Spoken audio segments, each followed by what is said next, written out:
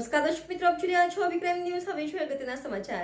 અંજારમાં વિશ્વ ટીબી રોગ દિવસ ઉજવ્યો હતો. જિલ્લા નહેરુ યુવા કેન્દ્ર સંગઠન ભુજ તેમજ માનવ ગરિમા ફાઉન્ડેશનના સંયુક્ત ઉપક્રમે અહીંની શ્રી ઢેબર સર્વે સેવા વિકાસ મંડળ સંચાલિત એલડી રબારી ઉચ્ચતર માધ્યમિક શાળા મધ્ય જિલ્લાના યુથ કોઓર્ડિનેટર શ્રીમતી રચનાબેન શર્માના માર્ગદર્શન હેઠળ વિજેતા સન્માનિત કરવામાં આવેલ, જેમાં પ્રથમ ક્રમે રબારી હેત જેશાભાઈ, બીજા ક્રમે રબારી મિતેશ જેમલ, ત્રીજા ક્રમે રબારી ગૌતમ ભગુ.